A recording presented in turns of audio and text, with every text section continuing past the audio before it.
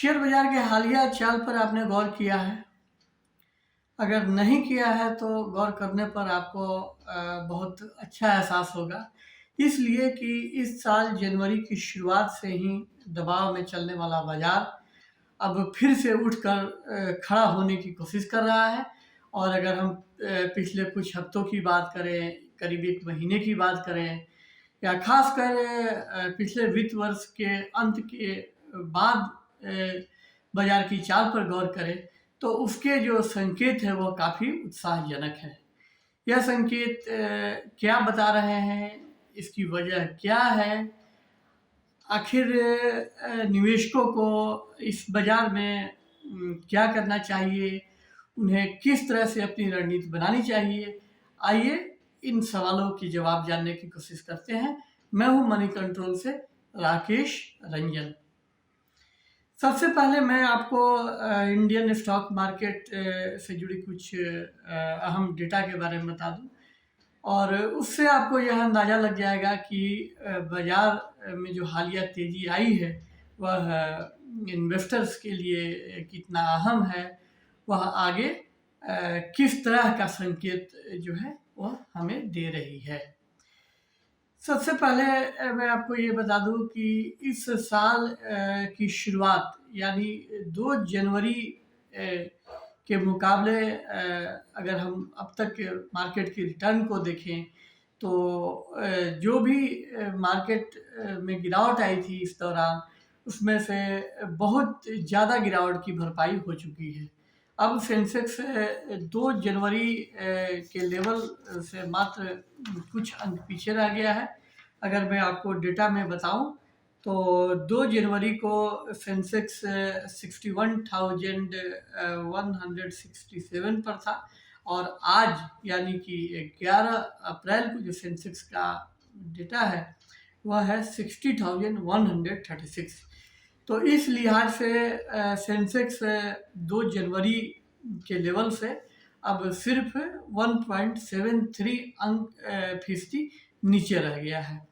तो जो यह बताता है कि मार्केट ने पिछले करीब 1 महीने में 2-3 हफ्तों में बहुत अच्छी रिकवरी दिखाई है, जिसके चलते जो है कि मार्केट की ज़्यादातर जो ये मार्केट ने जो लॉस दिखाया था उसकी भरपाई हो गई है। अब सवाल ये है कि बाज़ार में जो हालिया तेज़ी आई है उसकी वजह क्या है?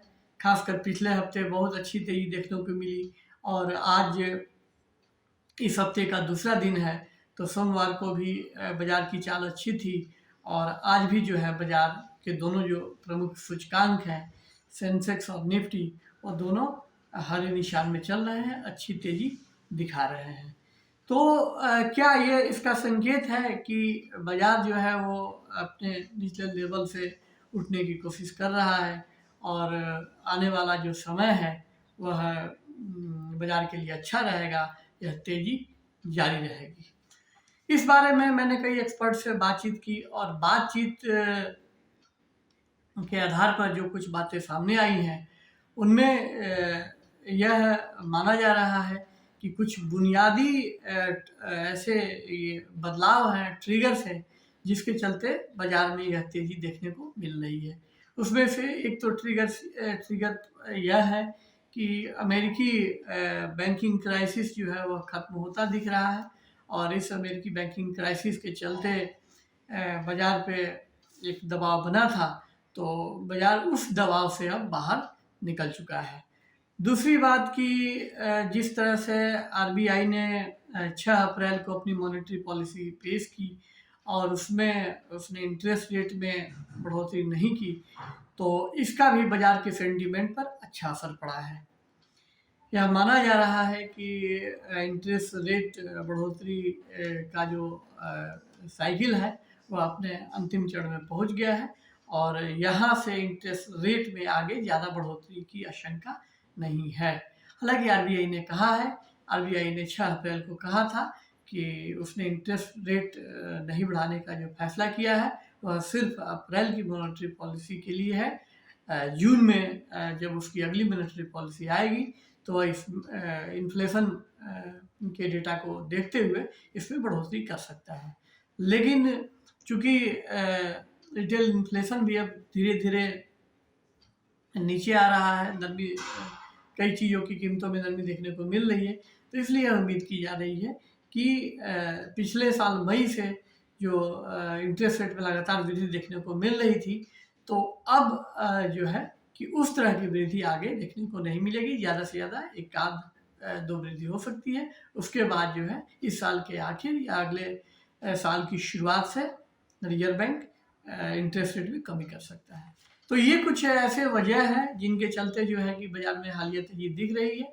और जो इसके बाद जो एक प्रमुख वजह दिख रही है वह है कि विदेशी संस्थागत निवेशकों का रुख जो है वह इंडियन मार्केट को लेकर बदला है। पिछले कुछ हफ्तों से वह शेयर बाज़ार में लगातार खरीदारी कर रहे हैं, जिससे बाज़ार को अच्छा सपोर्ट मिल रहा है। वह अपने जो मंदी के सौदे थे, यानी कि जो शॉर्ट पोजीशंस थे, तो उसको तेज़ी से काट रहे हैं। और इससे भी यह माना जा रहा है कि बाज़ार को लेकर जो सोच उनकी पहले थी, उसमें बुनियादी बदलाव आया है। तो अब सवाल ये है कि रिटेल इन्वेस्टर्स को क्या करना चाहिए? तो इसमें एक्सपर्ट्स से जो हमने बातें की हैं, तो उनका ये कहना है कि बाज़ार की जो यह तेज़ी है, तो यह अभी बहुत अभी शुरुआती स्टेज में है। इसको लेकर बहुत ज़्यादा संकेत निकालने की कोशिश नहीं करनी चाहिए। और यह तय है कि हमारा बाज़ार, खासकर जो इंडियन मार्केट है, उसके लिए आने वाले दिन जो है वह कम मुश्किल भरे होंगे। हो सकता है कि इंडियन मार्केट में जो तेज़ी का यह सिलसिला है वह आगे जारी रहे, लेकिन कितनी तेज़ी आएगी यह बताना मुश्किल है। तो ऐसे में निवेशकों एक्सपर्ट्स का यह कहना है कि जो निवेशक अपने पास कैश लेकर बैठे हुए थे, उन्हें बाज़ार की गिरावट पे थोड़ी खरीदारी शुरू कर देनी चाहिए। और खासकर खरीदारी के दौरान उन्हें लार्ज कैप शेयरों पर फोकस करना चाहिए। उन्हें ऐसे शेयरों पर दाव लगाना चाहिए जिनकी बुनियादी स्थिति अच्छी है, जिनके बिजनेस को लेकर किसी तरह का कंसर्न नहीं है, जिन पे कर्ज का बोझ ज़्यादा नहीं है, और जिन्हें आने वाले समय में डिमांड में रिकवरी से फ़ायदा होने वाला है। क्योंकि अर्थव्यवस्था से जुड़े कई ऐसे संकेत हैं जो यह बता रहे हैं कि कई सेक्टर में जो है हालात सुधर रहे हैं। इनमें टू व्हीलर सेगमेंट है, रियल एस्टेट कंपनियां हैं, इस तरह से कई ऐसे दूसरे भी हैं। बैंकिंग स्टॉक की भी हालत पहले से अच्छी है। तो ऐसे में माना जा रहा है कि आने वाले जो दिन हैं वह अच्छे होंगे, और इस मौके का फ़ायदा उठाने के लिए इन्वेस्टर्स जो हैं वह थोड़ी थोड़ी खरीदारी कर सकते हैं। तो यह आज की हमारी बातचीत आपको कैसी लगी, यह हमें बताइए।